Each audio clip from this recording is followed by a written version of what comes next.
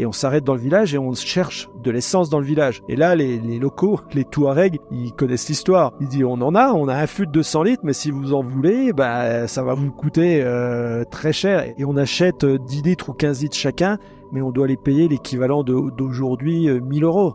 Quelque chose comme ça. Ouais, 1000 euros. Oui. Déjà, quand je pars à mon premier Dakar, j'en rêvais de le faire. Mais au moment de partir, je dis, c'est un drôle de sentiment. C'est un peu... J'ai envie d'un côté, énormément envie, j'en rêve, mais d'un autre côté, c'est un peu comme si c'est un soldat qui part à la guerre. Je sais que c'est une course qui est dangereuse, j'ai les larmes aux yeux parce que je pars et je sais pas où je vais en fait. Mais malheureusement, au bout de 4 jours de course, il y a André Malherbe, il tombe et il se retrouve tétraplégique. Et là, tu prends vraiment la réalité en pleine face, tu dis, ouais, ouf, là, c'est pas du playback. Je casse un moteur, mais je me dis c'est pas grave parce que Jean-Claude Olivier est derrière. Si on veut sauver ce podium, je vais récupérer sa moto, même si c'est pas autorisé. Et là, Jean-Claude, il arrive, il me dit mais qu'est-ce que tu fais, mon vieux? On change de moto comme ça, je peux garder la place sur le podium. Il me dit non mais là c'est fini, là t'es plus chez Husqvarna. On triche pas chez Yamaha. Et il a enclenché la première, il s'est barré. Stéphane Peterhansel, une longue histoire dans le motorsport.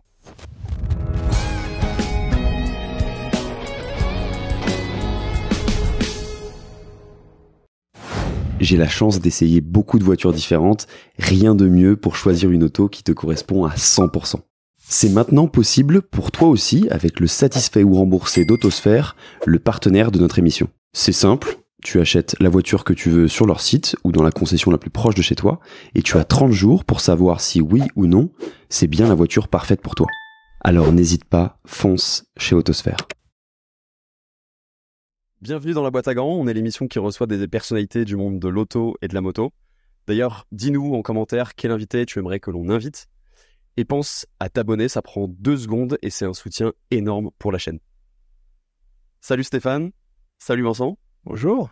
Salut Yann. Je suis ravi de vous recevoir dans la boîte à gants. Merci de nous inviter chez toi Stéphane. Ouais, on est ici en Suisse avec un décor qui nous rappelle un petit peu toute une carrière en fait. Est-ce que vous pouvez vous présenter en 2 mots? Peut-être d'abord toi Stéphane et après Vincent, parce que c'est aussi un podcast audio, donc il y a des gens qui n'ont pas l'image. Ok, Stéphane Peterhansel, pilote professionnel moto et auto depuis l'âge de 18 ans.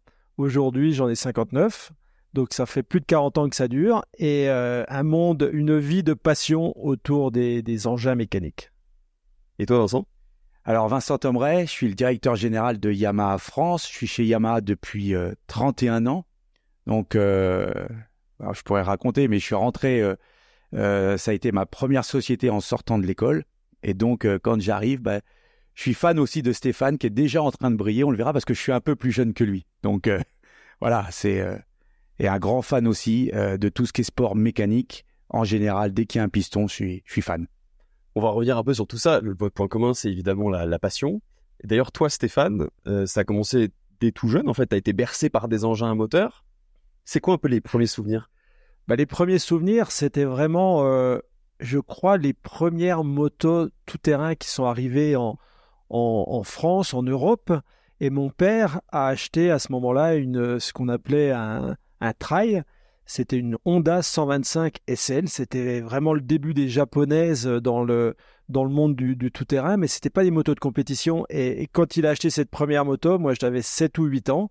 Et en fait, les yeux se sont ouverts. Et quand je l'ai vu partir avec ses copains dans la forêt, je me suis dit j'ai envie de faire ça aussi, mais je trouve que j'étais un peu trop jeune à l'époque. C'est pour ça que c'est lui qui m'a mis le pied à l'étrier, tout en sachant que mon père, lui, il a fait un peu le chemin inverse de ce que j'ai fait, c'est-à-dire qu'il a fait de la compétition rallye automobile. Quand il était jeune, c'était pas un pilote professionnel, mais il faisait des rallyes automobiles. Et après, il a laissé la compétition automobile, le rallye, pour faire de la moto tout-terrain. Ça a été les trails, et après, il est parti sur le trial. Donc voilà, j'ai été bercé très très jeune dans la mécanique, dans les pistons, dans les odeurs d'essence, d'huile, et surtout... quand il utilisait ses motos en tout-terrain, c'était de le voir partir dans la forêt qui m'attirait. C'est-à-dire la possibilité, avec une moto de tout-terrain, de découvrir la nature, tout simplement.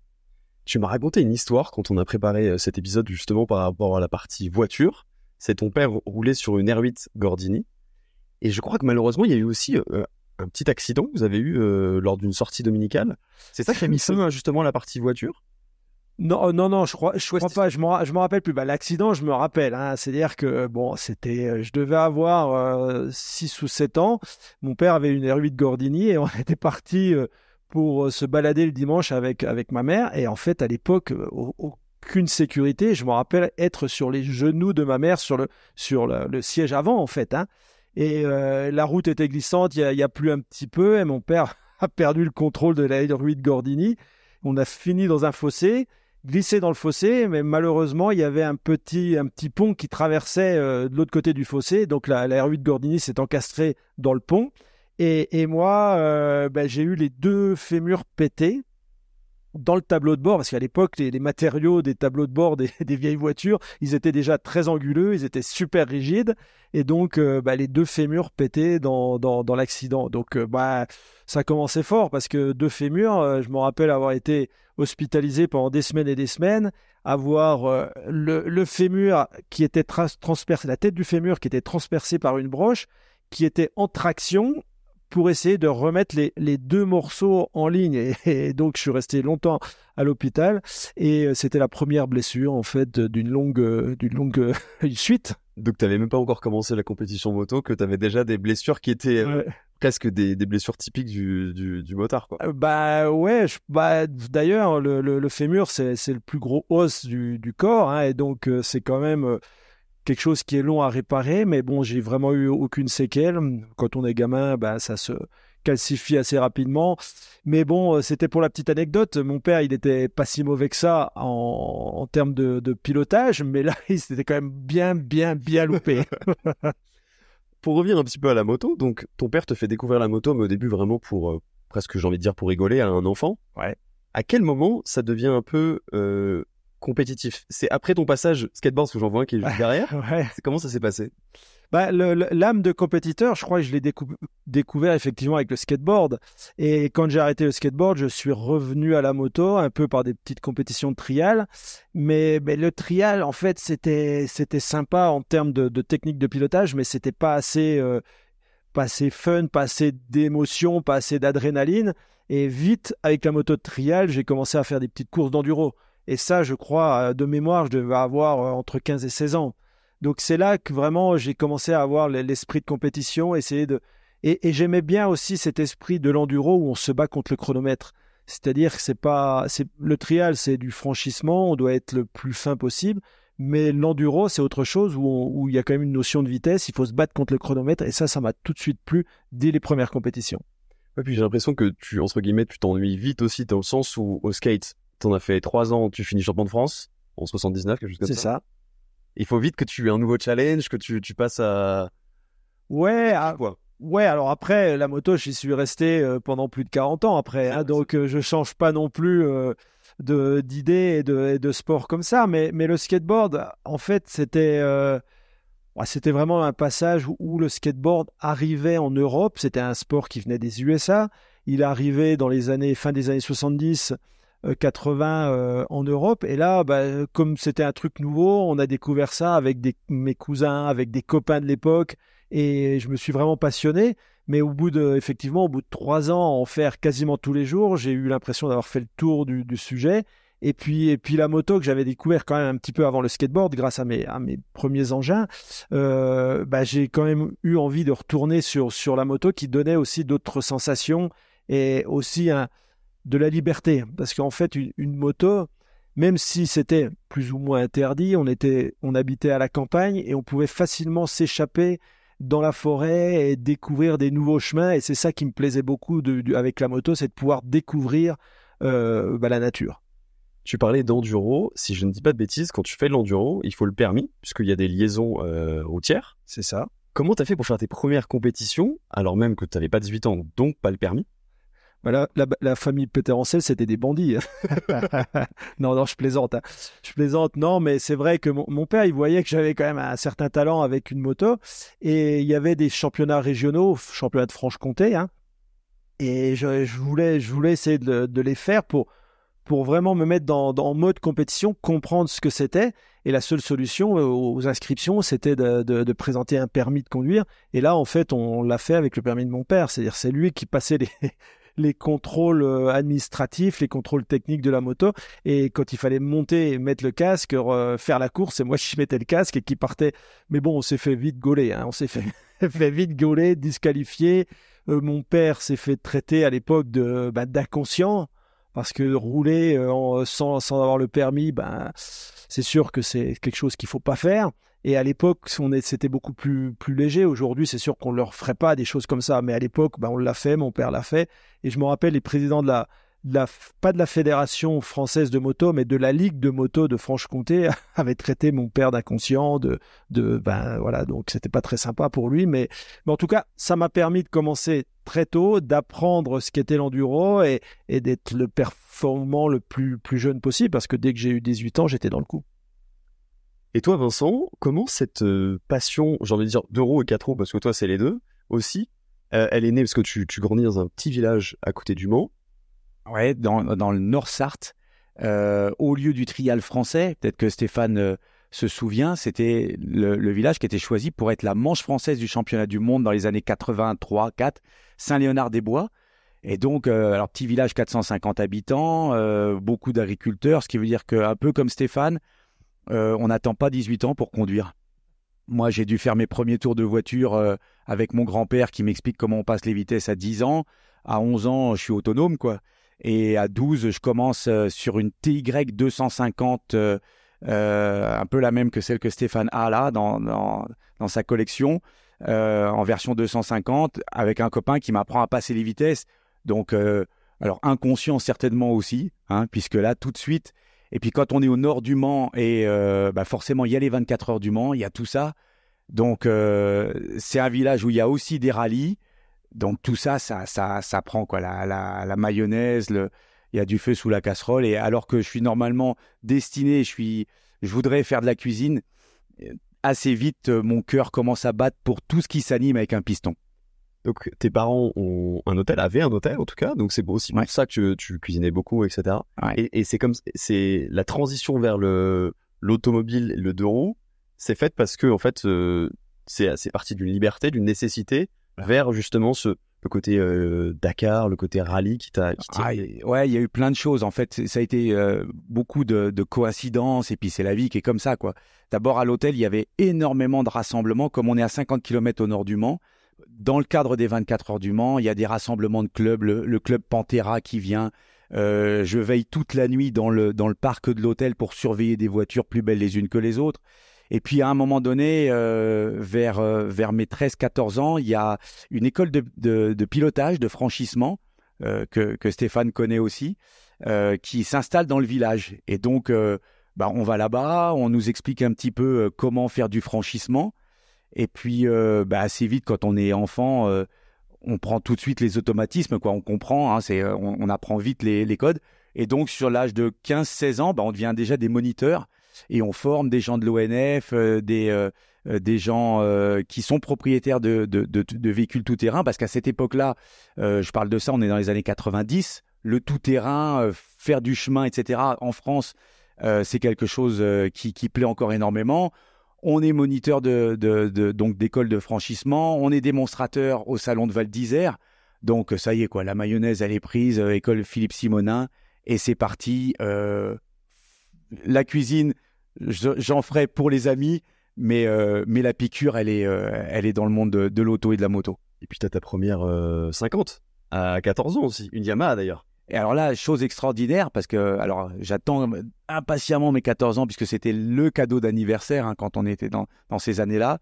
Tous mes copains sont avec des Peugeot 103 ou des 51 MBK, et moi, mes parents trouvent que c'est un peu frêle, et ils vont au Mans, et on trouve quelque chose qu'on ne connaît absolument pas, une DT50. Et donc, ça fait drôle de voir qu'après, ce sera ma première entreprise, et puis que j'y ferai carrière jusqu'à aujourd'hui, quoi. Ouais, ça fait 30 ans maintenant. Ouais, 31, ouais.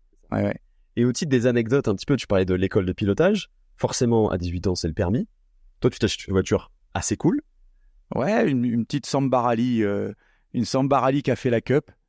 Donc, c'est un peu le côté inconscient aussi. Je me souviens d'un matin où il fallait que j'emmène rapidement au Mans ma sœur à la gare. Et en fait, la veille, on avait fait des essais parce que quand on avait récupéré la Samba, le gars nous avait laissé un train de slick dedans et on n'avait jamais essayé ça avec un copain.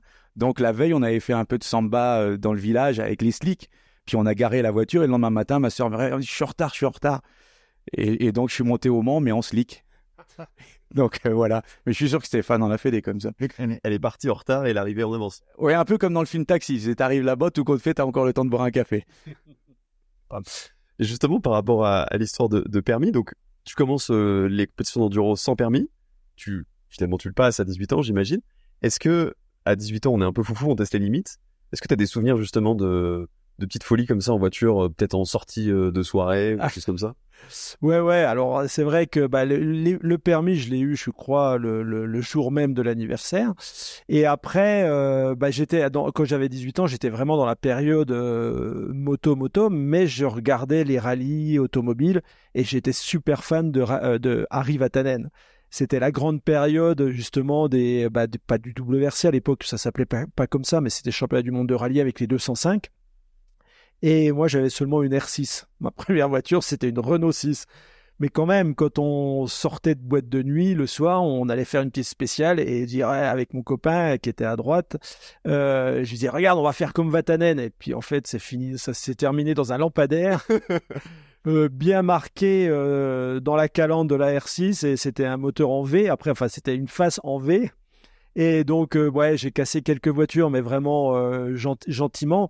Mais j'étais vraiment très intéressé par le rallye automobile. C'était la référence. Vatanen, à l'époque, c'était la référence. Je pense que ça l'a été pour pas plusieurs générations, mais pour beaucoup de jeunes amateurs de motorsport.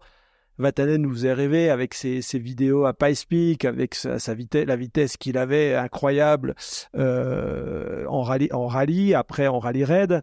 Et c'était notre idole, tout simplement, Vatanen. On a eu la chance de l'avoir sur le podcast aussi, et je pense que mine de rien, il doit être responsable de pas mal d'envolées lyriques au volant de jeunes qui ont voulu se prendre pour Vatanen et qui ont fini la voiture dans le lampadaire. Et c'était quoi? C'était les voitures de la société de ton père? Parce que ton père c'est ça. C'est ça. Il avait quelques voitures qui servaient pour les employés. Et en fait, moi, j'ai récupéré. Alors, c'était pas des voitures qui avaient des grosses valeurs, hein, mais quand même, quand tu rentres le soir, que tu la gares encore toute fumante, et tu sais qu'elle va pas repartir le lendemain parce qu'elle est morte. On avait réussi à faire les 3 kilomètres en sortant de la boîte de nuit pour aller jusqu'à la maison, mais sans eau dans le moteur. Donc, on savait que la voiture était morte. Bon, on n'est pas très fiers. Et puis, bon, je me suis fait un peu tirer les oreilles quand même pendant quelques mois. J'ai fait quelques bêtises avec les voitures. Mais si j'y reviens, si j'y repense, en fait, il y a eu quelques petites sorties de piste, mais vraiment pas beaucoup par rapport à d'autres jeunes. Et surtout, c'est une période où il y avait beaucoup d'accidents, il n'y avait pas beaucoup de sécurité dans les voitures. Et on a eu des copains qui se sont tués, qui ont eu des accidents mortels. Donc, on n'en était pas, on en était loin de là. Je faisais des petits virages au frein main à 50, à 60, mais je roulais pas très très vite. Pas comme, on risquait pas grand chose en fait. Ça correspond à peu près à la période, si je ne dis pas de bêtises, où tu décides, ou en tout cas tu dis à ton père, j'ai envie d'arrêter les études et j'ai envie de me consacrer vraiment à la moto. Ouais. Et là, il te dit quoi, ton père, à ce moment? J'étais quand même un peu un branleur, hein. C'est vrai que l'école, ça me motivait pas.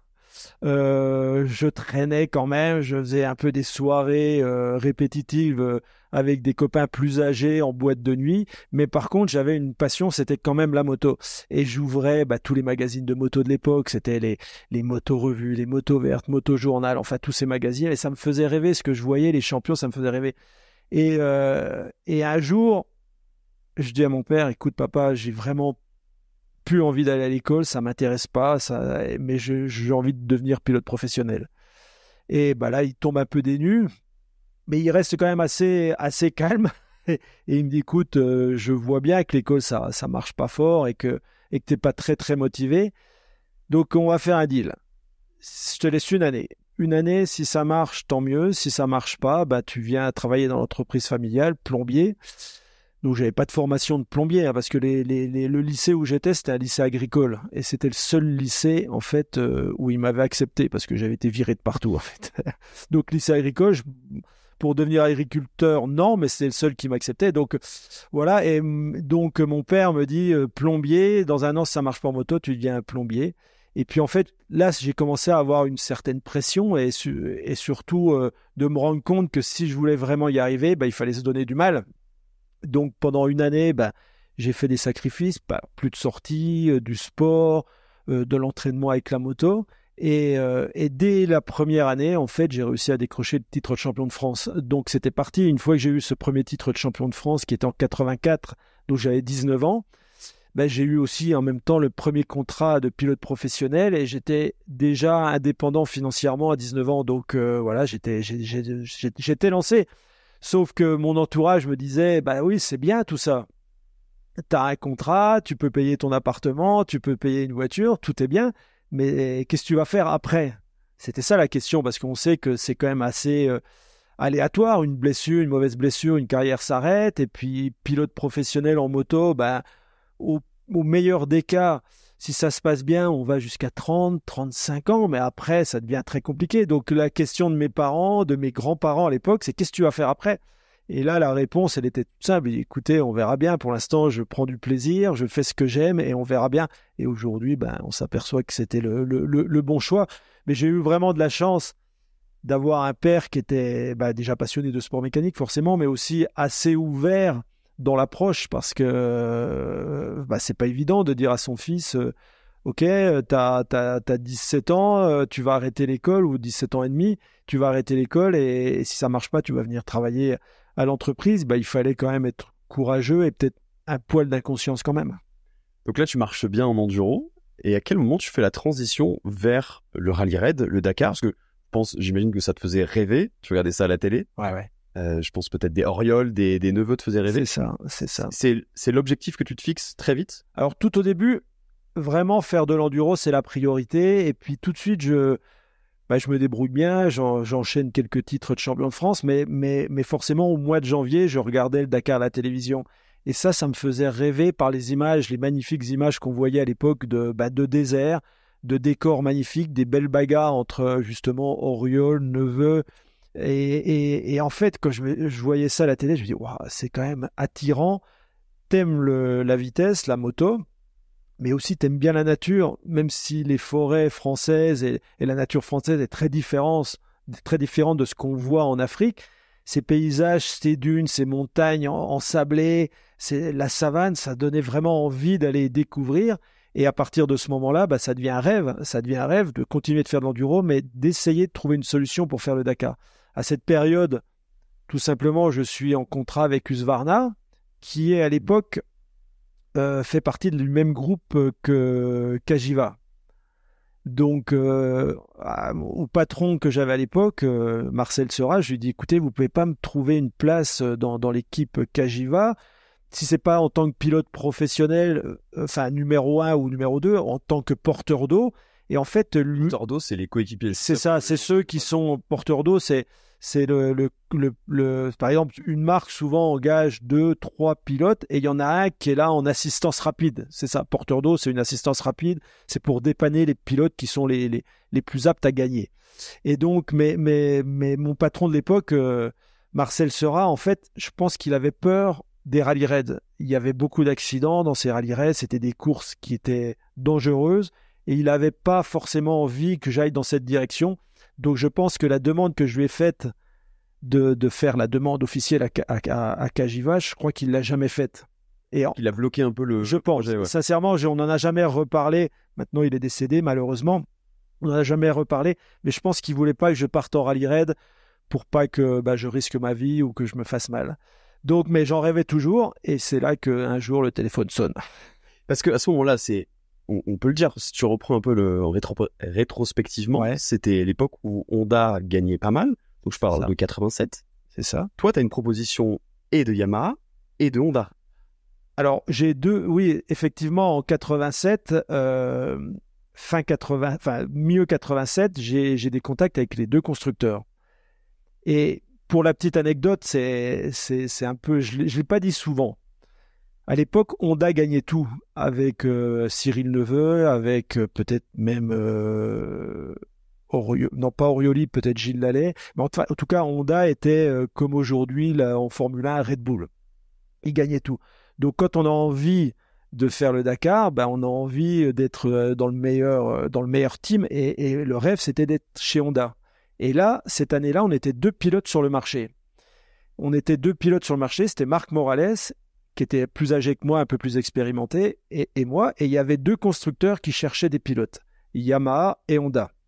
Donc on discute avec les 2, et en fait, à la fin, Honda décide de prendre Marc Morales. Et moi, un petit peu, je ne vais pas dire à contre-cœur, mais je me dis, bon, Yamaha, c'est pas les meilleurs en ce moment, mais c'est une moto d'usine, donc je suis quand même content d'aller chez Yamaha. Mais si j'avais eu un choix à faire à l'époque, j'aurais été probablement chez Honda. Donc, dans l'histoire, non, mais c'est vraiment quelque chose que je n'ai jamais vraiment parlé, mais c'est comme ça. C'est comme aujourd'hui, si on demande à Carlos Sainz Junior où il veut aller l'année prochaine, il va préférer aller chez Red Bull que chez Sauber ou que chez Haas. C'est normal. Mais la suite, elle a été. En fait, c'était pas mon choix. Ça a été je veux dire, Morales avait la priorité. J'étais le 2e choix et je me suis retrouvé chez Yamaha. Mais en fait, c'était une chance pour moi parce que Yamaha a cru en moi et surtout, on a travaillé ensemble, on a progressé, on a développé des modèles et on a gagné beaucoup plus. Et Honda s'est arrêté 2 ans après. C'est-à-dire que si j'avais signé avec Honda, peut-être que ma carrière n'aurait jamais été ce qu'elle est aujourd'hui. Peut-être en 2 ans chez Honda, j'aurais jamais prouvé mon talent et j'aurais peut-être pas pu rebondir sur une autre marque derrière. Peut-être ma carrière aurait été complètement différente. Donc, dans ce choix pas ce choix, cette obligation d'aller chez Yamaha, en fait, c'était une super opportunité et la meilleure des choses qui puissent m'arriver. Donc en fait, quand JCO, Jean-Claude Olivier, le patron de Yamaha de l'époque, t'appelle, c'est presque un coup du destin, parce que finalement, c'est ce qui va créer cette carrière et cette fidélité à Yamaha qui est toujours là. Ouais, alors j'ai eu aussi de la chance, parce qu'à l'époque, il y avait Thierry Charbonnier qui était pilote Yamaha, un peu plus âgé que moi, qui faisait de l'enduro et qui était déjà pilote Yamaha sur le Dakar. Et en fait, en discutant avec Jean-Claude Olivier, en discutant avec Thierry Charbonnier, Charbonnier lui dit, écoutez, il y a un jeune qui marche super bien en enduro, c'est Stéphane Peterencel, vous devriez le contacter parce que lui, c'est probablement un espoir pour le rallye raid. Et c'est aussi grâce à Thierry Charbonnier que Jean-Claude Olivier m'a téléphoné. Donc il te téléphone, et là tu passes finalement du pilote d'enduro Husqvarna, avec un petit salaire, c'est ça, à presque propulsé dans un autre monde, parce que contrat pro, ça veut dire aussi voiture de fonction, et c'est pas n'importe laquelle. Ouais. C'est quoi un peu ce... Alors non, c'était le rêve, parce que même si j'avais déjà un salaire qui était correct avec Husqvarna, mais là on rentrait dans un autre univers. Le Dakar à l'époque, c'était vraiment probablement une des courses les plus médiatiques, les plus populaires en motorsport, surtout en tout-terrain. Et le Dakar était suivi par tout le monde, par les fans forcément, mais beaucoup de sponsors s'y investissaient. Et donc, les salaires sont tout de suite quasiment sans que je demande rien, sans que je négocie rien. C'est-à-dire que je suis le jeune qui rêve de le faire. Quand on me propose un salaire, je vais pas dire non, je mérite mieux. Non, mais le salaire c'était peut-être 10 fois ce que j'avais chez Husqvarna, sans rien demander.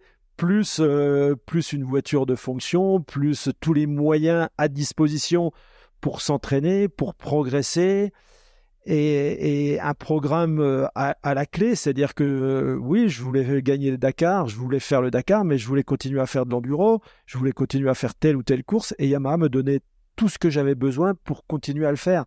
Donc c'était une vie de rêve qui commençait, quoi.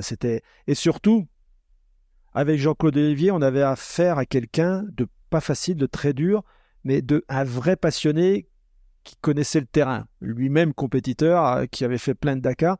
Et donc, on parlait sur plein de points, on parlait le même langage. Et surtout, quand je suis arrivé chez Yamaha, en fait, il m'a tout appris. Il a senti tout de suite que j'avais probablement les qualités et il a essayé de me donner tous les atouts, tout en main pour essayer de progresser le plus rapidement possible. Donc, c'était vraiment un super climat, atmosphère, et on se sentait vraiment supporté, aidé pour y arriver. Donc, c'était vraiment un super feeling. Tu disais quelqu'un de dur, mais quelqu'un de juste aussi, qui croyait vraiment en des valeurs humaines fortes. Ouais. Je pense notamment à l'anecdote sur le rallye des pharaons. Ouais. Où en fait, c'est un peu le rallye pour tester Ouais. Dakar. Ouais. Qu'est-ce qui t'arrive à ce moment-là? Eh ben en fait, ça c'était 87, c'était juste avant mon premier Dakar. Je devais faire le Dakar 88 et en préparation, on fait les Pharaons 87. D'ailleurs, pour la petite anecdote, j'étais à cette année-là en 87, j'étais en tête du championnat de France de super motard avec Husqvarna. Mais pour aller au rallye du Pharaon, il fallait que je loupe les dernières épreuves. Donc j'ai laissé tomber en fait le titre de champion de France de super motard pour préparer le prochain Dakar. Donc on est parti, on avait une moto d'usine, hein, c'était vraiment des prototypes faits par Yamaha, les Ténéré, les premiers monocylindres. Et en fait, ça se passe pas si mal parce que je crois qu'au bout de 3 ou 4 jours, la course devait durer 5 jours. Au bout de 3 ou 4 jours, j'étais podium, je crois que j'étais deuxième derrière Alexandre de Petry. Et en fait, je casse un moteur. Mais je me dis, c'est pas grave parce que Jean-Claude Olivier est derrière. Si on veut sauver ce podium, je vais récupérer sa moto, même si c'est pas autorisé, hein. On va changer les plaques numéro. Je vais prendre sa moto, je vais prendre ma plaque numéro avec, je me rappelle plus mon numéro, mais on va juste intervertir les plaques numéro et je vais finir la spéciale. J'aurais perdu peut-être 20 minutes, mais je vais sauver la 2e ou la 3e place du classement général. Et quand tes petites habitudes de l'enduro, tu l'avais déjà fait? Alors, ouais, c'était un peu comme ça. Pas vu, pas pris. En enduro, c'était un peu ça.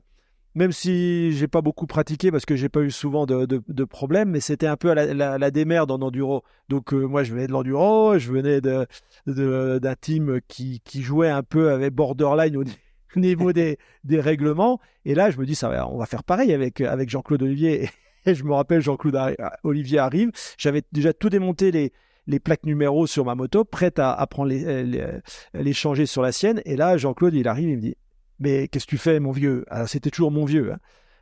Qu'est-ce que tu fais, mon vieux? Je dis, on change de moto comme ça, je peux garder la place sur le podium. Il me dit, non, mais là, c'est fini, là, t'es plus chez Husqvarna. Je suis désolé pour toi, mais tu vas rester là, tu vas attendre le camion balai et on triche pas chez Yamaha. Et il a enclenché la première, il s'est barré. Et là, je dis, ah, merde, là, on est dans un autre monde. Mais et en fait, première expérience, le camion, à l'époque, il n'y avait pas un hélicoptère qui venait vous chercher quand la moto était cassée. Il fallait attendre le camion balai. On chargeait la moto dans le camion balai. Je suis arrivé, il était 3 ou 4 heures du mat au bivouac, complètement vidé, être assis sur la moto dans la benne du camion derrière.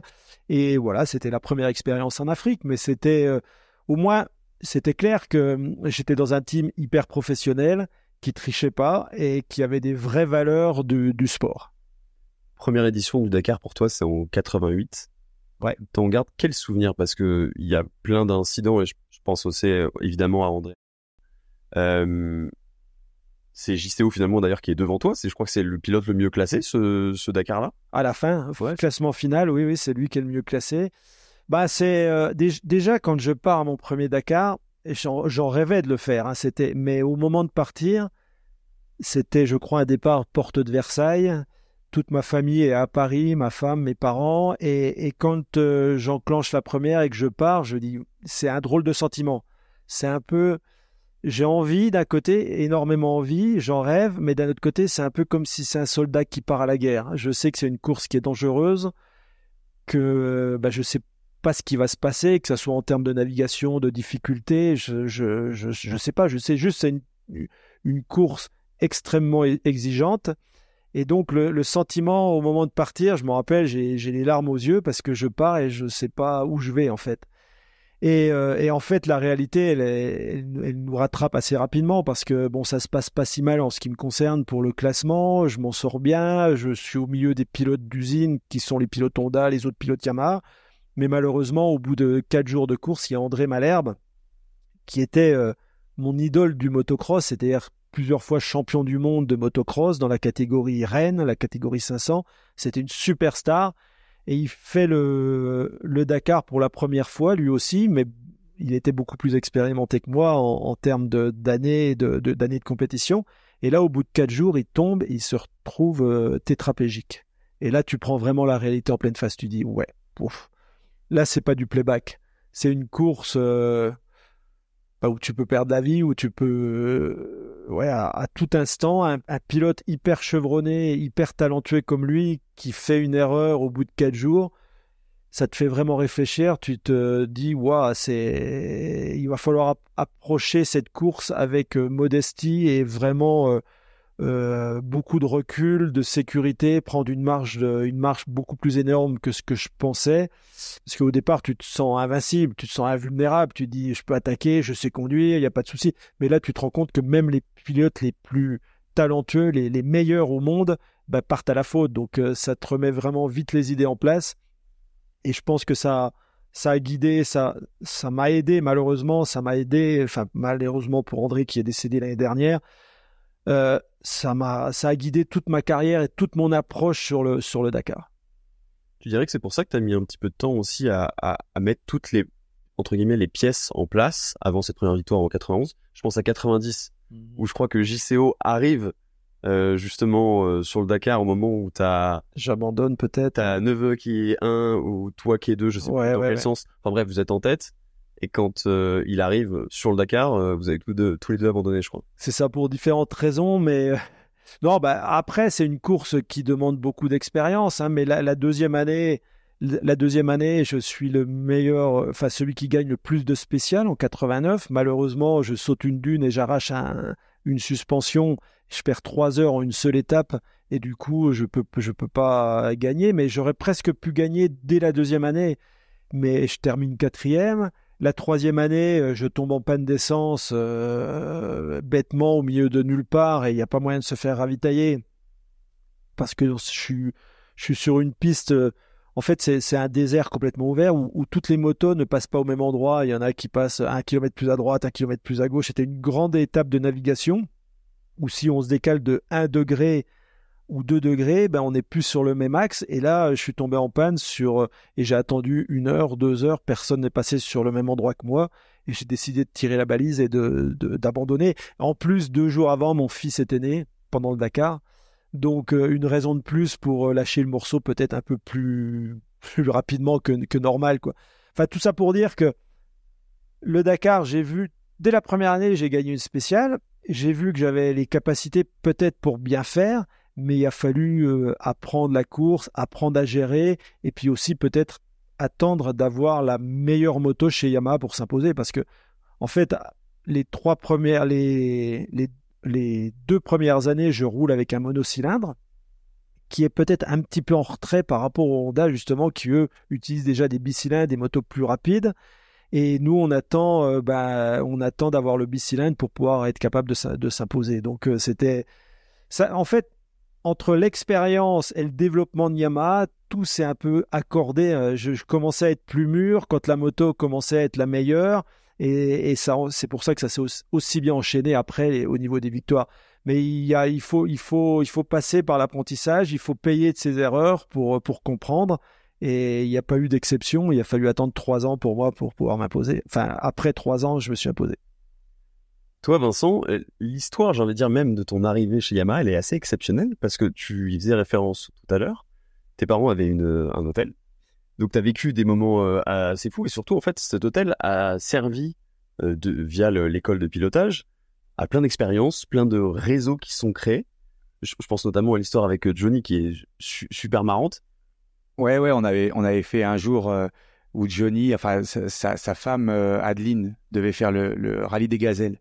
Et la marque qui l'envoyait. Enfin non, sa deuxième ou 5e. Alors Adeline, on se rappelle. Adeline devait faire le rallye des gazelles avec, si mes souvenirs sont bons, la femme de Pierre Bachelet.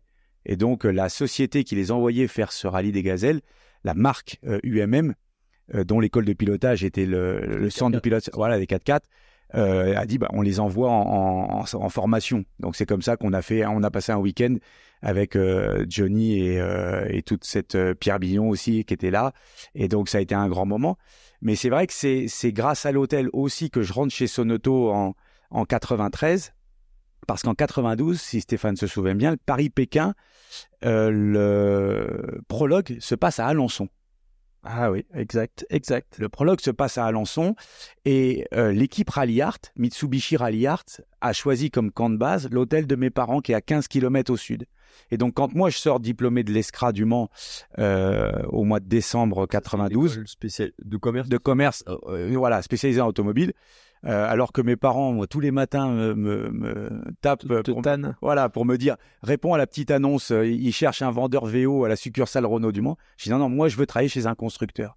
Et donc d'un seul coup, il revient en tête, il dit mais attends, il y avait Sonoto qui était chez nous, ils ressortent les cartes de visite. À l'époque, il n'y a pas Google, il n'y a pas tout ça, on est en 93. Et donc j'envoie une candidature spontanée. Je vais être pris chez Sonoto pour donc à l'époque faire les homologations de Porsche, Mitsubishi, etc. Et là, pour moi qui suis donc moniteur, qui rêve du Dakar, là je suis en train de vivre un véritable rêve parce que je me dis je vais intégrer la société où il y a à l'époque Saby, Fontenay, je pense pas Pierre Lartigue, il devait être chez Citroën à l'époque, mais j'avais la chance de connaître Pierre Lartigue parce qu'il venait de temps en temps à l'école de pilotage, il connaissait bien. Et puis Stéphane, et je me dis je vais arriver chez Sonoto et mon quotidien, ça va être d'être avec les gars que j'admire pendant tous les hivers au moment du Dakar. Bon, je dois dire que la carrière, ça se passe pas comme ça du tout. Parce que quand j'arrive chez Sonoto et que moi, on me dit où est mon bureau et on me donne ma pile de papier et de crayon, je demande où est le bureau de Stéphane, le bureau de Saby. Non, on les voit jamais. Mais comment ça, ils sont volants. Mais comment ça, on les voit jamais? Vous voulez dire qu'ils travaillent pas comme moi Bon, et donc l'histoire après, voilà, elle continuera comme ça.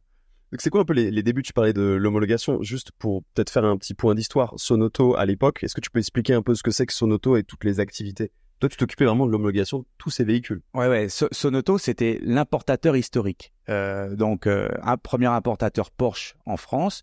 Et comme un importateur fonctionne très souvent, à cette époque-là, il y a plein de marques qui cherchent à pénétrer le marché français. Un importateur, il a une connaissance, il a des relations avec l'administration. Et donc, les patrons vont au Japon, vont dans les endroits comme ça pour chercher des marques à distribuer en France. Et des marques cherchent dans des pays pour pouvoir s'implanter. C'est comme ça d'ailleurs la naissance à l'époque de Yamaha en France par Jean-Claude Olivier. C'est en fait le patron de Sonoto de l'époque, Monsieur Veuillet, qui, lors d'un voyage, fait venir en France 5 motos, je crois, ou 3 Yamaha qui ne sont absolument pas connues. Et quand les motos arrivent, ils cherchent quelqu'un qui travaille dans l'entreprise. Et donc, c'est là où naît l'histoire de Jean-Claude Olivier. Tiens, j'ai fait venir des motos, t'as qu'à faire le tour de France et on lui donne une camionnette et va voir les motocistes et va essayer d'en vendre. Et c'est comme ça que ça naît. Et donc, Sonoto, à cette époque-là, fait ça. Et Sonoto, alors que Yamaha vient de partir et a pris son indépendance et Jean-Claude Olivier est président-directeur général de Yamaha Motor France depuis 1992, quand moi j'arrive en 93, il y a un service que Yamaha n'a pas intégré, c'est les homologations. Et donc, je fais les homologations, donc ce qui consiste à faire toute la démarche administrative pour pouvoir vendre sur le territoire français des véhicules, puisqu'à l'époque, l'homologation n'est pas européenne. On fait à chaque fois une démarche avec le service des mines locales. Et donc, j'homologue les Porsche, les Mitsubishi, les Chrysler, les Hyundai. Et un jour par semaine, je travaille pour Yamaha, donc en détaché d'une certaine façon. Et je travaillerai un peu plus tard. Et c'est là où je vais commencer à rencontrer Stéphane, parce qu'il y a des enjeux de timing. Je me souviens d'avoir rencontré Stéphane la première fois qui vient pour me dire hey gars, faut te dépêcher là, faut activer un peu. Faut l'avoir la carte grise. Faut l'avoir la carte grise parce que nous, le championnat d'enduro, je sais pas si tu te souviens Stéphane, le championnat d'enduro il commence à telle date et donc moi la WR, il me faut le carton quoi. Et donc le type mine, allez mon gars, faut y aller. C'est comme ça, ça a été le premier contact que j'ai eu avec Stéphane et son mécanicien de l'époque, Michel Collot, voilà. Donc, tu as cette petite déception qui dure pas longtemps de finalement pas côtoyer Stéphane, Saby au quotidien, mais le gamin qui avait rêvé devant le rallye, devant le Dakar, est quand même dans le job qu'il voulait depuis le début en fait. Ouais, j'y suis, je touche le Graal. Pour moi, je touche le Graal. Et puis j'ai une chance extraordinaire, c'est que notamment, alors j'ai traîné beaucoup aussi dans les ateliers parce que c'est mon monde. J'adore la mécanique et j'ai une admiration pour les techniciens et les mécaniciens. Et autant Mitsubishi, en fait, par rapport à Sonoto, il y avait rien du tout. Ça se passait pas là. Autant chez Yamaha, ça se passait là. tout le service course de développement des motos de rallye était basé en France, donc c'était Était là. ouais, c'était vraiment le cœur de la préparation des Dakar. Donc là, je passe du temps dans les ateliers, je rencontre tous les gars qui ont fait l'histoire à côté de toi, Stéphane, Dominique Rochette, le chef d'atelier, team manager, Christian Caillon, qui viendra un ami de longue date. Et donc, je suis avec eux et je les regarde travailler, tu passes un moment. Et puis, il y a un moment donné où quand même ça s'active. C'est quand arrive l'hiver, alors que les gars ont travaillé de la préparation, c'est calme, hein. C'est faire des plans, c'est imaginer le proto. Mais il y a un moment donné où toutes les pièces vont arriver, où ils vont monter les motos. Et puis, il y a un moment donné où Stéphane va venir. Il arrive chez Yamaha France. Au mois de novembre, certainement. Ouais, ça doit être par là. Ouais. Novembre, décembre. Ouais. Alors là, on a Stéphane qui arrive. Et là, on commence à entendre d'ailleurs la moto, hein, alors qu'avant, c'est très, très calme. Il y a Stéphane qui fait des essais autour de chez Yamaha France. Et là, les bicylindres, etc., toutes ces motos-là. Donc, ça devenait un rituel. Et puis, je me souviens très, très bien, il y avait ce rituel avant Dakar. Il y avait la photo officielle devant le bâtiment. Devant le bâtiment, ouais. Alors là, on était tous... il y a tous les employés qui sont aux fenêtres pour les voir arriver en tenue d'apparat, les camions, les 2 camions d'assistance qui sont mis devant le bâtiment, toute l'équipe des mécaniciens, des gens de l'extérieur qui viennent, les chauffeurs des poids lourds, les pilotes officiels, donc Stéphane et puis le 2e ou le 3e pilote. Et pendant très longtemps, en 3e pilote, c'est encore Jean-Claude Olivier. C'est ça. Qui continue à expliquer au Japon que non, il y va, mais il va pas aller vite pour avoir le droit d'y aller. Hein. À madame aussi. Ah, il y a madame aussi. Et puis après, il y a, parce que moi, j'ai vécu toute la période de victoire de Stéphane. Et donc, il y a systématiquement la cérémonie de retour où vous reveniez, où il y a toute l'équipe qui revenait une fois que les camions étaient déchargés, etc. Et donc, nous, le staff Yamaha, on a la chance d'être là, dans l'antre de l'entreprise, et on attend les chevaliers qui reviennent des pays lointains, entre guillemets, qui reviennent du combat avec le trophée. Souvent, pas tout le temps. Pas tout le temps, mais souvent. Donc ça, c'est des... Et là, tu te rends compte que le gamin qui rêve d'un truc, petit à petit, t'intègres le cercle, puis un beau jour, les gens que t'admires te connaissent, te reconnaissent, t'appellent par leur... Et là, c'est... tu te rends pas compte que les années durent et 31 ans après, tu te retrouves là. Voilà, c'est comme ça que ça se passe. Savoir ces débriefs-là, parce qu'à l'époque, il n'y a pas les réseaux sociaux, donc tu peux pas savoir vraiment ce qui s'est passé. Et les informations que vous rameniez, entre guillemets, du front, si on peut faire l'analogie, c'est des informations que tu trouves pas ailleurs, en fait. Ah oui. Alors après, on partageait ça à un moment, on faisait, effectivement, au retour, on partageait ça, un petit pot de retour, et puis... tout ce qu'on avait vécu pendant 3 semaines, parce qu'à l'époque le Dakar c'était pas 10 ou 12 jours, c'était 3 semaines, et on racontait ça et on essayait de faire vivre ce qu'on avait vécu à tout le personnel, parce que c'était important aussi, même si le service course c'était 4-5 personnes, mais quand même à l'époque chez Yamaha France c'était plus de 200 personnes, je crois. Ouais. L'entreprise c'était 200. Ouais, c'était vraiment beaucoup de monde, donc on partageait un petit peu de nos émotions, de notre histoire, et on sentait que les gens étaient intéressés et passionnés. C'était pas uniquement un projet qui était international, mais on sentait bien qu'en France, c'était encore vécu de plus près, parce qu'on était pilote français, que le staff de logistique et tout ça était français, donc c'était vraiment une petite récréation dans toute une année de travail et de dur travail pour tous les salariés, en fait. Pour revenir un peu sur ta première victoire au 91, on refait un petit bond en arrière. Tu disais tout à l'heure que tu as très vite compris que tu avais les capacités pour gagner, mais où il fallait que toutes les choses s'alignent. Puis il y a aussi le fait que au Dakar, une petite seconde d'inattention et tout peut dégringoler. Quand tu gagnes cette victoire en 91, tu as 25 ans. Je crois que c'est toujours pour toi ta victoire la plus marquante. T'en gardes quel souvenir ? Encore une fois, oui, c'est une course dont j'avais rêvé de participer. Après avoir participé 1 année, 2 années, j'ai rêvé de la gagner. Et donc là, c'est le Graal de gagner pour la première fois, c'était le rêve.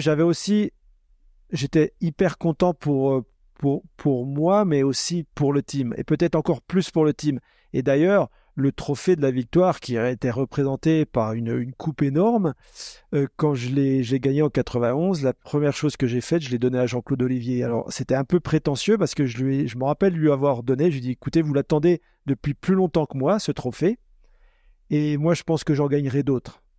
Et donc, ouais, alors je sais pas, prétentieux, confiant ou réaliste, je sais pas, mais en tout cas, je me rappelle avoir offert ce trophée. Je sais pas s'il est d'ailleurs encore dans ton bureau, peut-être, ou Non, je crois que celui-là, il est il a dû le garder lui. Ouais, il a dû le garder. Probablement. Mais voilà, donc je me rappelle, c'était le plus beau. Ça reste aujourd'hui le plus beau souvenir de ma vie.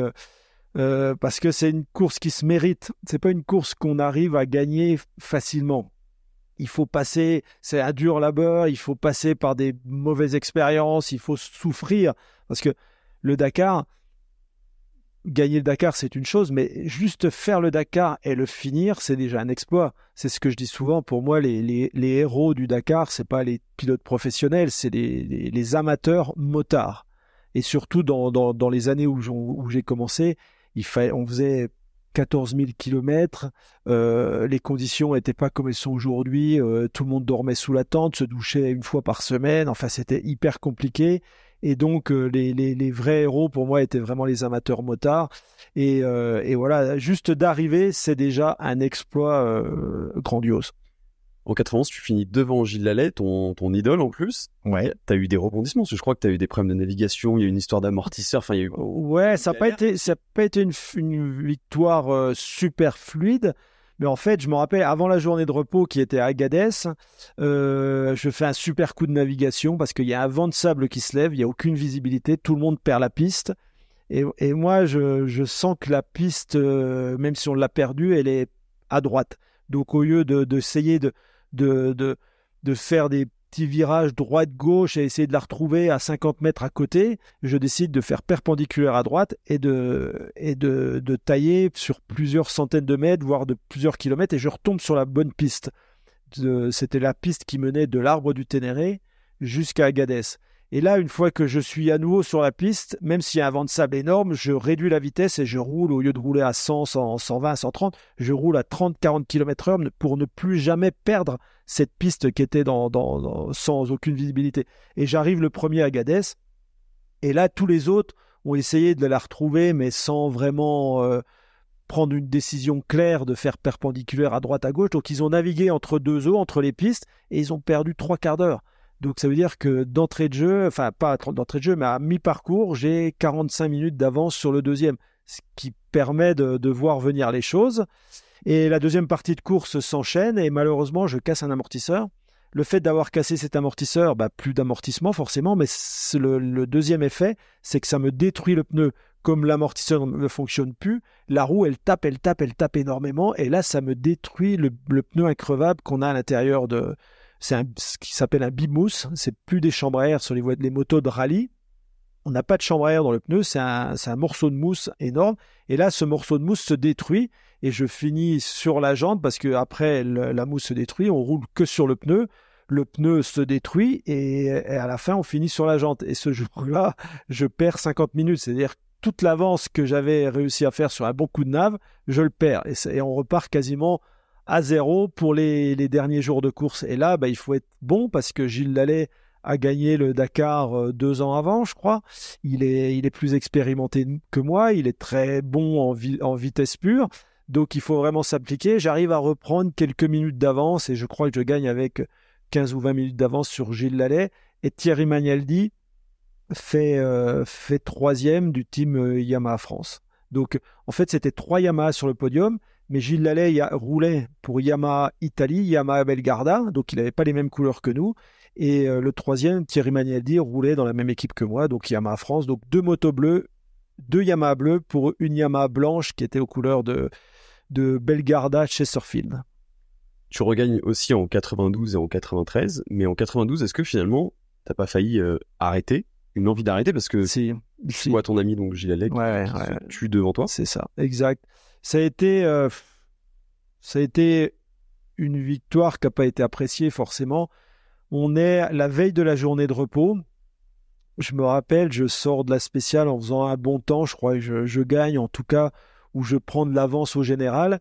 Et Gilles Lallet, lui, a fait une erreur probablement de navigation. Et quand on passe la ligne d'arrivée, souvent, avant de commencer la liaison qui nous emmène au bivouac, on enlève le casque, on discute un petit peu, on se rafraîchit. Et là, Gilles arrive énervé. Énervé parce qu'il a mal roulé, il a perdu du temps. Et puis, au lieu de discuter avec nous, il remet son casque et il part. Bon, nous, on discute un petit peu avec d'autres pilotes et on part. Je pars 5 minutes en liaison après Gilles Lallet. Et en fait, quand j'arrive, il est au sol, il a percuté une voiture qui venait en sens inverse, une voiture de l'organisation, des médecins de l'organisation. Et savoir à qui est la faute, c'est-à-dire est-ce que c'est lui qui roulait déporté à gauche ou est-ce que c'était la voiture qui n'était pas bien de son côté, on ne saura jamais. Toujours est-il qu'il est au sol et les médecins, comme c'était une voiture de médecin, essayent de le réanimer. Et on voit que la situation est hyper compliquée. Les médecins nous demandent de partir parce qu'ils veulent être tranquilles pour essayer de donner les soins maximum. Et en fait, on continue la liaison. Et là, dans le casque, bien sûr, on se fait un film en pensant au pire. Et en fait, je me rappelle quand j'arrive au bivouac, là, j'ai mon mécanicien de toujours qui m'attend, c'est Michel Collot. Et je suis effondré. Et en fait, je me rappelle, je le vois. Je lève la tête, je lui fais un signe de la tête comme ça, l'air de dire qu'est-ce qui se passe, et il me fait. Et en deux gestes de la tête, je comprends que Gilles est décédé. Et là, on est seulement à la moitié de la course. Ton meilleur copain, dans le circuit en tout cas, vient de décéder. Et il faut retrouver la force de terminer la course parce qu'on est des pilotes professionnels. Il y a une équipe de 25 personnes autour de toi, Yamaha, il y a un investissement important. Donc il faut reprendre et retrouver la motivation pour finir la course. Donc c'est douloureux. Et puis on termine la course, je gagne ce Paris-Le Cap 92, mais c'est sûr que la joie, elle n'y est pas à l'arrivée. Et pendant des mois après le retour de cette course, je me pose la question, est-ce que ça vaut vraiment le coup de continuer ? On est en pleine forme, on est jeune, le Dakar est impitoyable, c'est une course, c'était un pilote qui avait gagné le Dakar, qui avait toutes les compétences, donc c'était pas un farfelu, et lui aussi a un accident mortel, donc est-ce que le jeu en vaut la chandelle ? Bon, pendant 6 mois, je voulais plus entendre parler du Dakar. Puis finalement, les mois passent, et puis tu t'essaies de te raisonner, tu dis c'est plus un accident de la circulation qu'un vrai accident de course. C'est une voiture, c'est pas en spécial en essayant d'aller le plus vite possible, c'est juste une faute d'inattention. Donc tu essaies de trouver des excuses pour repartir, tout simplement parce que c'est ta passion. Donc ce que j'allais dire, en fait, c'est la passion qui t'a remis sur le chemin. C'est ça. Mais ça a mis longtemps. Ça c'est pas une décision qui s'est prise dans 2 ou 3 mois, ça a tardé 6, 7, 8 mois avant de dire bon allez ok, j'y retourne parce que c'est ma passion et que c'est plus un accident de la route qui aurait pu très bien arriver sur le périph' à Paris ou n'importe quoi. Donc mais bon, c'était une victoire 92 qui était plus que douloureuse. Tu gagnes au 93 aussi, donc ça fait 3 consécutives. Alors je crois que, si je pas dit, ça n'a jamais été refait. Je crois de gagner 3. Alors ça, moi je suis pas trop dans les chiffres de record et tout ça, je suis un peu perdu. Mais tu m'as raconté sur cette période un truc assez amusant, parce que j'aime bien aussi le côté coulisses du Dakar, chose peut-être qui n'existe plus. C'est qu'à l'époque, vous aviez une petite besace avec laquelle vous vous baladez, parce qu'en fait, il fallait des fois payer l'essence, les ravitaux n'étaient pas forcément toujours bien faits. Ouais. Alors dès la première année, j'ai été surpris parce que je me rappelle tous les pilotes qui étaient sur la piste, ça soit les pilotes officiels qui pilotaient les motos, mais aussi les 4x4 d'assistance rapide, les camions, tout le monde avait une enveloppe avec pas mal d'argent. Ce qui représenterait aujourd'hui, je dirais, je sais pas moi, 15 000 euros. Donc en cash. En liquide. Bah oui, parce que forcément. Au fin fond de l'Afrique, c'était le franc CFA à l'époque, mais ils acceptaient les francs français, ils acceptaient bien. Et en fait, au début, j'avais pas trop compris pourquoi. Il me dit, écoute, si tu viens à tomber en panne au fin fond du désert, peut-être qu'il y aura un pick-up local qui peut te ramener ta moto au bivouac ou peut-être qu'il peut te dépanner de quelques litres d'essence, mais dans le désert, ça se monnaie très très cher. Je dis, ok, donc on avait une petite banane avec petite sacoche avec pas mal d'argent dedans. Et effectivement, moi, ça m'a servi. une fois pour acheter de l'essence à prix d'or. À prix d'or. C'était quoi prix d'or, justement? Je me rappelle plus parce que c'est des francs, mais c'est... Alors, premièrement, on est arrivé, normalement, les étapes, elles étaient très longues et il y avait des ravitaillements organisés par l'organisateur au milieu d'une étape de 600 km. Au bout de 400 km, on était censé tomber sur un camion de l'organisation qui nous redonnait de l'essence. Et là, on arrive au kilomètre 400, par exemple, et le camion d'organisation pas là. Je dis là, il y a eu un problème, le camion a eu une panne, mais qu'est-ce qu'on fait? Il faut continuer, la course doit continuer. Donc on continue jusqu'à...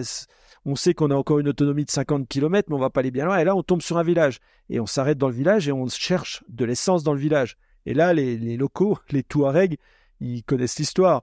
Ils disent, on a un fût de 200 litres, mais si vous en voulez, bah, ça va vous coûter très cher. Et là, je crois qu'on prend 10 litres, on est avec Gaston Rayet, Cyril Neveu, et on achète 10 litres ou 15 litres chacun, mais on doit les payer l'équivalent d'aujourd'hui 1000 euros. Quelque chose comme ça. Ouais, 1000 euros. Oui. L'équivalent aujourd'hui, à l'époque, c'était peut-être de 2000 francs, peut-être 2000 francs français. Mais donc on paye quelques litres à prix d'or. Et grâce à ça, on arrive à rejoindre le bivouac à 17h ou à 18h quand tous les autres concurrents passent la nuit dans le désert parce qu'il y avait de l'essence, il n'y en avait pas pour tout le monde. Donc, c'est sûr, l'étape du lendemain est annulée, mais au moins, nous, ça nous a permis de rentrer le soir, de voir une nuit calme au bivouac plutôt de dormir dans le désert. Et voilà, c'était pour ça, l'argent cash, c'était pour pouvoir se sortir de situations qui n'étaient pas vraiment attendues, en fait. Après 3 victoires, est-ce que tu commences à avoir le record de Cyril Neveu, donc 5 victoires en ligne de mire? Tu commences à te dire c'est un objectif? Ouais, je crois que 1, 2, non, mais 3, tu te dis, je suis encore en pleine possession de mes moyens, je me sens bien, je maîtrise, entre guillemets, mon sujet, même si c'est des fois pas toujours maîtrisé à 100%, mais en tout cas, c'est ça, la moindre erreur de ta part, mais la moindre erreur aussi d'un mécanicien qui oublie de serrer un boulon ou n'importe quoi, ou ton assistance qui est pas là au moment où tu en as besoin, ça peut mal tourner. Donc je maîtrise le sujet et je pense qu'à partir de ce moment-là, je me dis ça doit être possible au moins d'égaler et de continuer encore quelques années. Sauf que le règlement change en fait parce que les organisateurs ou la fédération internationale moto décident que les prototypes sont interdits. C'est-à-dire que pour pouvoir s'engager au Dakar, il faut que maintenant les motos soient produites à un certain nombre et que des clients puissent les acheter. Et donc, c'est pour ça qu'en 1994, Yamaha ne s'engage pas au Dakar parce qu'on n'a pas le temps de se retourner par rapport à ce nouveau règlement. Nos motos d'usine, nos prototypes sont interdites et donc il faut trouver une solution pour les années d'après. 1994, pas de Dakar avec Yamaha. Tu te souviens de cette période, justement, Vincent? Je me souviens, alors là Stéphane est en train de me rafraîchir la mémoire, je me souvenais pas ça, parce que je me souviens surtout, parce que pour y avoir participé à un tout petit niveau et à avoir aidé, je me souviens l'année d'après donc, quand Yamaha lance la production de 15 machines, puisque la fameuse production qui est nécessaire c'est 15, et donc, ils vont lancer pour la première fois la production de 15 motos bicylindres et 15 motos monocylindres. C'est l'année où Jacques Lafitte, Christian Saron vont tous... Alliot, Philippe Alliot, ils vont partir avec toute une bande de copains faire le Dakar en monocylindre. Et puis, il y a les pilotes pros qui, eux, vont partir avec les bicylindres. Et je me souviens d'être descendu. Alors là, quand je parlais d'animation tout à l'heure, quand il s'agit d'aligner 15 bicylindres et 15 monocylindres, là, l'atelier était trop petit. C'est ça. Là, cette année-là, l'atelier était beaucoup trop petit. Ouais. Mais bon, il y a eu... je sais pas s'il y a eu du bon et du mauvais sur cette réglementation. Parce qu'en fait, sur les 15 motos produites, je crois qu'Yamaha en avait fait 2 ou 3, quelques-unes en plus pour les pilotes officiels. Et les autres, effectivement, elles ont été vendues à des clients.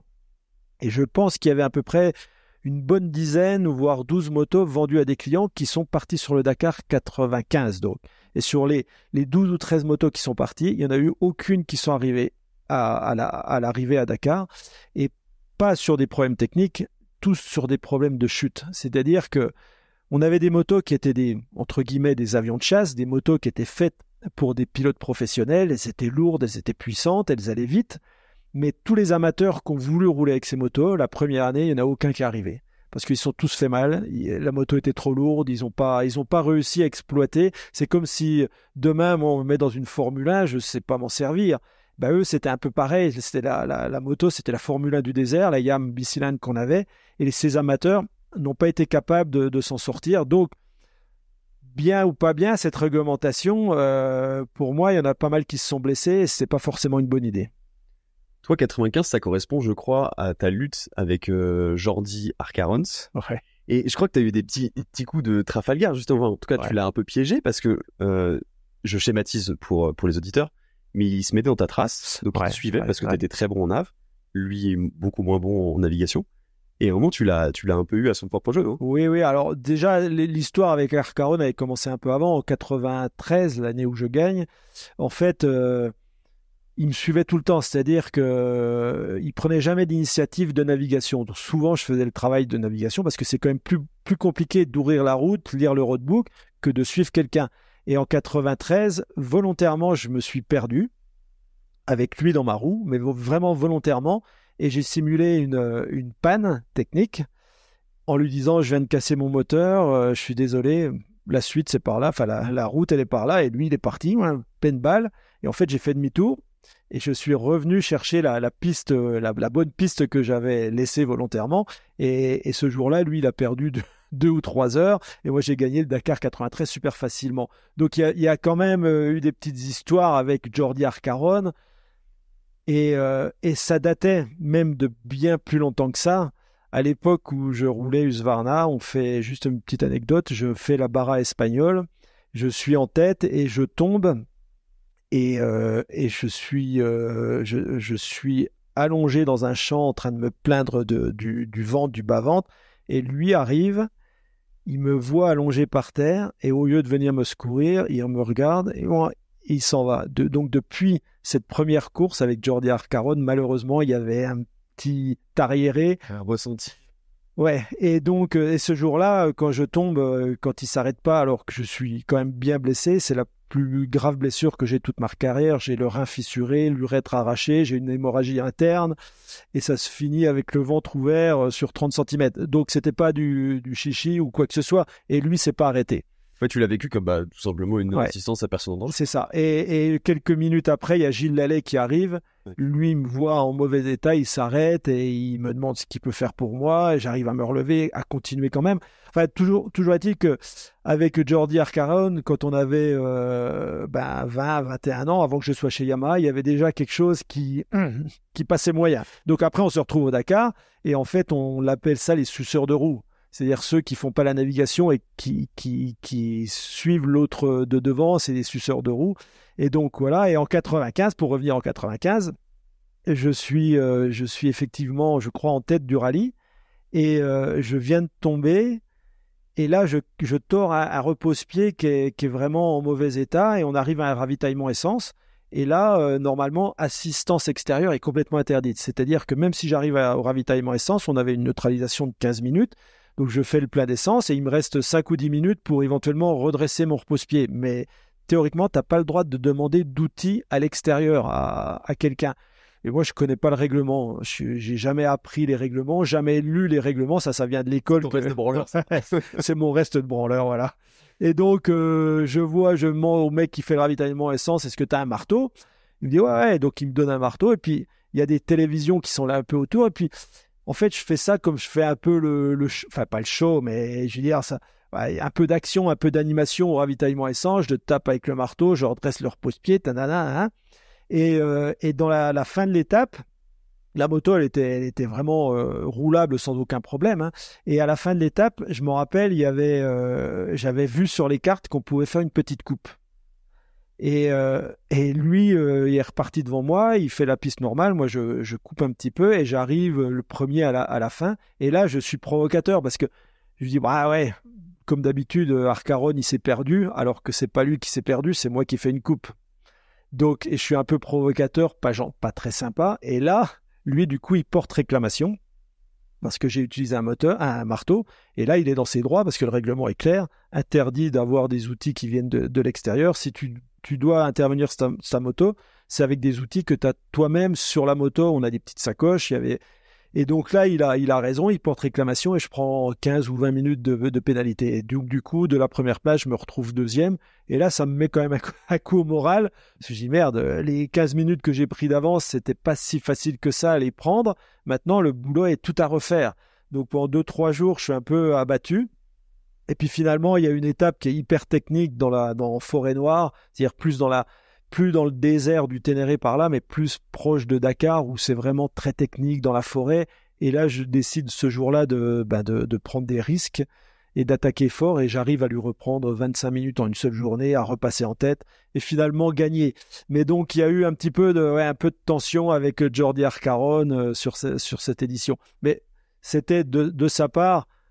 Je l'ai quand même roulé un peu quelques fois. Je lui ai fait des crasses quand même qui n'étaient pas forcément très, très correctes. Donc, je comprends sa réaction de porter réclamation.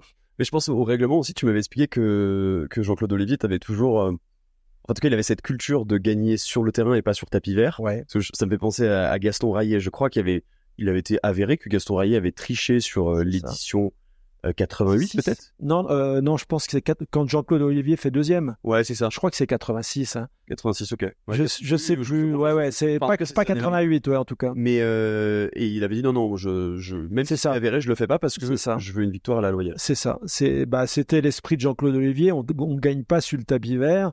Et effectivement, Gaston Raillet avait triché. Je pense qu'il avait changé de moto ou changé de cadre alors que c'était interdit. Tout le monde le savait, mais ça n'avait pas été pris sur le champ. Et donc, s'il y avait eu une réclamation, probablement, il aurait pu être disqualifié. Gaston Raillet et Jean-Claude Olivier gagnaient le Dakar, mais Jean-Claude n'a pas voulu gagner dans ces conditions-là, parce qu'à la fin, le parcours, il l'a fait. Il a roulé vite, Gaston Raillet avait roulé vite, il avait fait la course en entier. C'était juste un peu magouillé avec la moto, mais il ne voulait pas gagner de cette façon, Jean-Claude Olivier. Donc voilà. En 95, tu t'es lancé aussi un défi un peu fou, on en parlait un petit peu en off, c'est que tu as fait l'Agile Alley classique et l'Enduro du Touquet, c'est le même week-end. Hein. Donc c'est juste... Est-ce que tu peux expliquer ce que c'est que l'Agile Alley classique, parce que c'est complètement fou, quoi. Alors l'Agile Alley classique, c'était en fait Gilles Lallay, juste avant de décéder, il avait décidé de faire la course d'enduro la plus dure au monde. Mais la plus dure, pas par la longueur, mais par la difficulté de franchissement. C'est-à-dire, il est originaire Enfin non, il n'était pas originaire, il habitait dans le Limousin. Et là, il y a vraiment de l'enduro très dur, des grandes montées, des bourbiers, beaucoup de champs de cailloux, de choses comme ça. Et il avait créé cette Gilles Lallay classique. Malheureusement, avant la première édition, il est décédé, parce qu'elle devait avoir lieu en février-mars 92, cette édition, et lui est décédé en janvier 92, mais toute son équipe, son motoclub, son épouse ont repris cette course, et ça a été la première course d'enduro extrême de l'histoire. Parce que maintenant, c'est courant, des courses d'enduro extrême, il y en a partout en Europe, et il y a beaucoup de passionnés de cette discipline qui est quand même assez différente de l'enduro traditionnel. Et donc, voilà, une course, par exemple, il y a des années, on part à 300 ou 400 le matin. La Gilles Lallay, les 100 meilleurs sont qualifiés pour le run final. Et une année, on a terminé sur les 100 meilleurs, on a terminé à 4. Ce qui veut dire que 400 au départ, 4 à l'arrivée.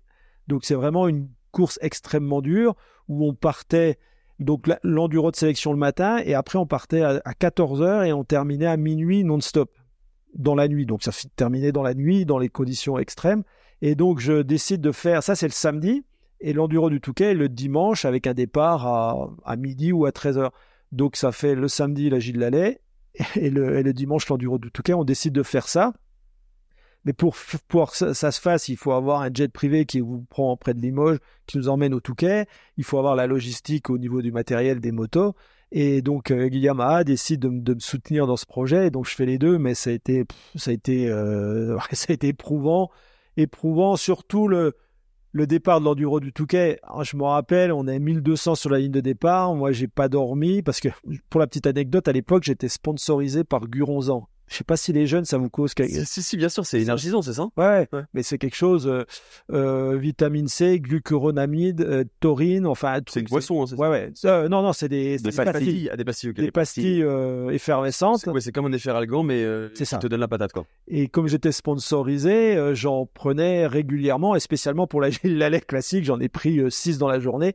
Toujours est-il que la course, elle se termine à minuit. On avait le jet privé le lendemain à 7h, mais donc la course se finit à minuit. Moi, je vais me coucher, il est 2h du mat.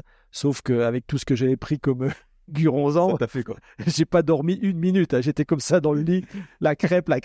Et donc, j'arrive le lendemain matin à l'enduro du Touquet. Là, quand je suis sur la ligne de départ, je me dis, mais qu'est-ce que tu fous là? Ils sont tous énervés, prêts à gagner le Touquet. Et toi, tu viens de pas dormir pendant 24 heures, de faire un effort. Et je pars dans les 10 premiers. Et dans le deuxième virage, je tombe. Tout bêtement de ma faute, je tombe. Et là, je relève la moto et il y en a 1100 qui arrivent derrière. Hein. Et au moment où je relève la moto, il y en a un qui me percute. Pouf, je retombe de l'autre côté, je relève la moto. Pouf, je me fais percuter. Et là, tu te dis, mais qu'est-ce que je fais là? Et en fait, je repars, je prends un rythme correct et je termine, je crois, entre 10 et 20, peut-être 15e.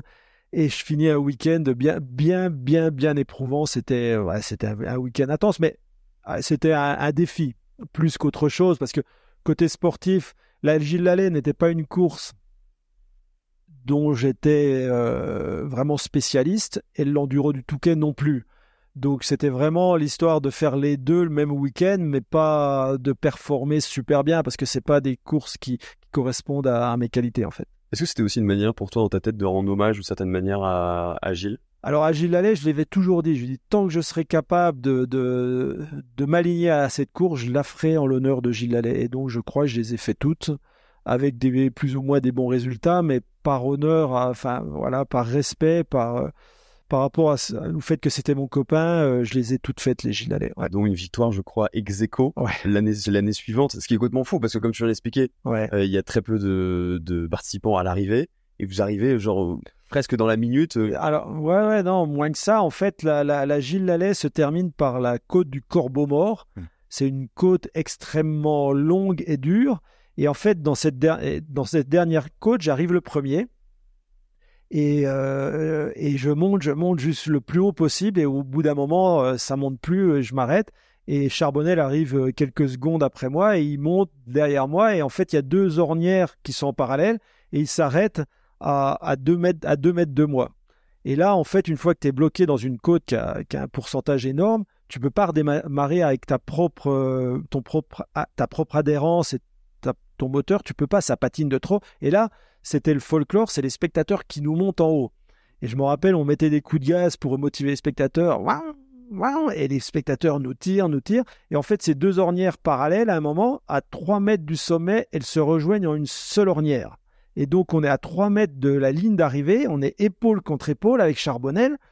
Et là, on fait plus rien. C'est les spectateurs qui font la différence. Et d'un seul coup, il y a une corde avec un crochet qui vient du sommet, qui se met sur le guidon à Charbonnel et les spectateurs le tirent. Ouah. Et là, tu te dis, ah, merde. Je dis, merde. Là, tu avais fait le plus gros du boulot, tu étais arrivé le premier en bas. Et là, tu viens de te faire baiser correctement. Et pour moi, c'est clair. Je vais passer la ligne d'arrivée deuxième et je suis deuxième. Mais en ayant l'impression que c'était plus moi le responsable, que c'était vraiment. Et en fait, la femme de Gilles Lallet en haut, elle dit une arrivée comme ça, c'est incroyable, on peut pas faire autrement que de vous mettre ex-aequo. Ah, j'ai dit, bon, alors ça va, tout compte fait. Si on est ex-aequo, c'est pas si mal. Tu t'es fait avoir, mais bon, on est ex-aequo, donc on fait champagne, on fait les interviews, ex-aequo. Sauf que le lendemain, il y a la remise des prix officiels. Et là, le président du club, le directeur de course de la Gilles Lallet m'appelle et me dit, écoute, Stéphane, on est embêté parce que en termes de réglementation, il ne peut pas avoir deux ex-aequo. Et comme c'est Charbonnel qui a franchi la ligne d'arrivée en premier, c'est lui qui a gagné, toi tu as fait deuxième. Et je dis, allez vous faire enculer. Pardon, faut pas le dire à la télé ça. En fait, j'ai été vexé parce que effectivement, sur les papiers, sur les registres, peut-être qu'il peut rester qu'un seul vainqueur, mais on avait fait tous les interviews, on avait fait toute la cérémonie, la veille avec le public, comme quoi on était ex-aequo, c'était une belle histoire, une belle arrivée, quelque chose de jamais vu. Et je trouvais ça presque logique. Et à la fin, sur les tablettes, sur les registres des classements de la Gilles Lallet, je crois pas que j'ai gagné. J'ai gagné moralement, mais j'ai pas gagné sur le papier. En tout cas, quand tu fais des recherches internet, il y a marqué victoire ex-aequo, tu vois. Donc. Ouais, bon alors tant mieux. Ce qui compte, c'est que ça reste dans la mémoire des gens. Ouais. En 97, tu gagnes ta 5e victoire à moto. Et ce qui est peut-être paradoxal pour certaines personnes, c'est que tu décides à ce moment-là que ça sera l'édition 98 sera ton dernier Dakar à moto parce que t'es passé un peu à travers les blessures, t'as vu, tu l'as raconté, tout ce que ça pouvait provoquer, hein, je pense à Malherbe qui est devenu tétraplégique, et puis toutes les personnes qui sont parties. C'est un choix, c'est aussi de se dire j'en ai marre de vivre ça tout seul et je veux partager avec quelqu'un. C'est ça. Parce que je suis quand même très attiré par l'automobile, hein. Parallèlement à ça, on n'en a pas parlé, mais depuis les années 92, je roule en voiture, notamment sur le Trophée Andros. Et ça me plaît beaucoup, la sensation de glisser, de piloter un 4 roues. Je fais aussi quelques rallyes régionaux dans ma région. Donc ça commence à mûrir en me disant « si tu viens à battre le record de Neveu, c'est vraiment probablement le bon moment. T'es pas encore trop vieux, c'est le bon moment pour switcher sur la voiture. » Donc j'y pense de plus en plus, en espérant que tout s'enchaîne bien sur ce dernier Dakar avec Yamaha. 97, tu gagnes. 98, c'est le dernier. C'est ça. Donc potentiellement, tu peux battre le record de Cyril Neveu. C'est ça. Et comment ça se passe ? C'est un peu... il a fallu serrer les dents.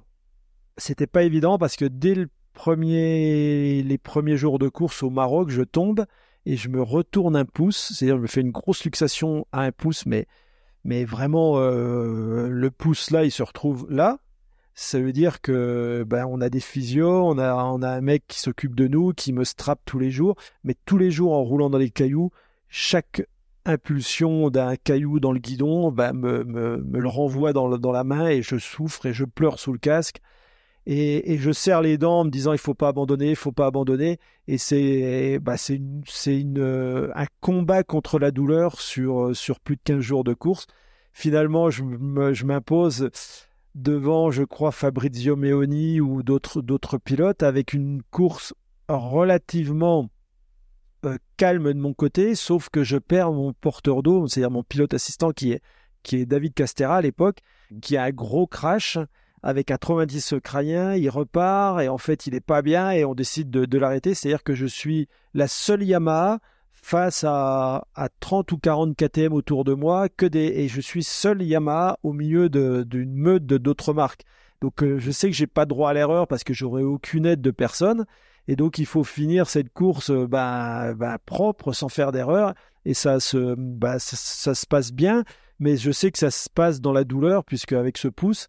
Et quand j'arrive à l'arrivée, c'est un gros soulagement, mais c'est aussi une émotion un peu partagée en se disant c'est le top, t'as battu Cyril Neveu, t'as inscrit ton nom 6 victoires, c'est le top, mais aussi tu es en train de fermer une page de l'histoire de la moto sur le Dakar. Donc j'étais aussi partagé entre des émotions, content que ça se termine, mais aussi à se dire c'est la fin d'une histoire. Donc c'était une arrivée avec peut-être autant d'émotions que la première victoire.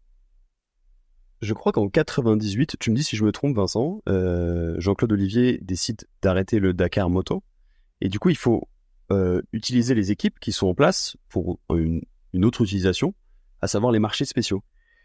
Ah ouais, ça c'est quelque chose qu'on a lancé donc après cette décision d'arrêt. En effet, on va utiliser les talents parce qu'on peut vraiment parler de talents, de gens qui sont capables de fabriquer une pièce, de concevoir une moto. Et donc Christian Caillon, Dominique Rochette reste lui dans le monde des rallye raids et va te suivre Stéphane dans ton projet méga. Donc Dominique Rochette quitte l'entreprise. En revanche, Christian Caillon, qui est un des orfèvres des motos et des victoires de Stéphane, en effet est là. Et donc Jean-Claude Olivier s'intéresse comment on peut utiliser des compétences comme ça. Et la première idée qui lui vient, c'est de commencer les marchés spéciaux. Et donc je suis en binôme, je m'occupe de tout ce qui est achat de pièces et de conception avec les sous-traitants. Et je peux expliquer ce que c'est que les marchés spéciaux. Les marchés spéciaux, c'est les marchés de l'administration. En règle générale, l'armée, la police, la gendarmerie, qui systématiquement n'achètent pas des motos sur catalogue, j'ai envie de dire, mais nécessitent à chaque fois des adaptations en fonction de leurs besoins. Et donc, c'est avec Christian Caillon qu'on va développer les toutes premières motos, et après, Yamaha sera référencé.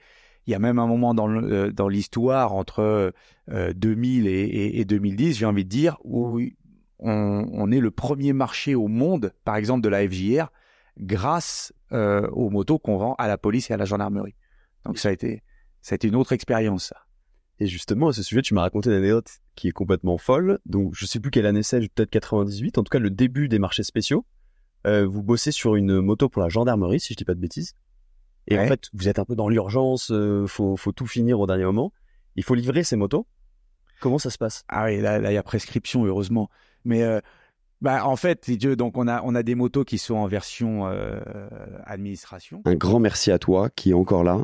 Tu vas voir quelques extraits de la partie 2 et prépare-toi parce qu'on va rentrer dans les anecdotes inédites de Monsieur Dakar et Yamaha. Au passage, prends 2 secondes pour t'abonner à la chaîne YouTube. Si c'est pas déjà fait, c'est un soutien énorme. Je suis jamais remonté. Je ne suis jamais remonté. Mytho. Je m'enterrerai avec mon souvenir. Une demi-reconnaissance, c'est bon, ça va. C'est que tu as eu un petit excès de vitesse et ils t'ont retiré le permis juste avant le Dakar, en 2007, je crois. 2017, c'est ça, ouais. Avec Yamaha, je devais gagner 10, mais je dis déjà 15. Forcément, ça c'est le... Non, mais t'as bien fait. Et voilà. Et donc, et là, ils me disent, bon, nous, on te propose 20 officiels plus 20 virés n'importe où dans le monde. Donc, ça faisait, par rapport à 10, ça faisait que 3 ou 4 fois plus.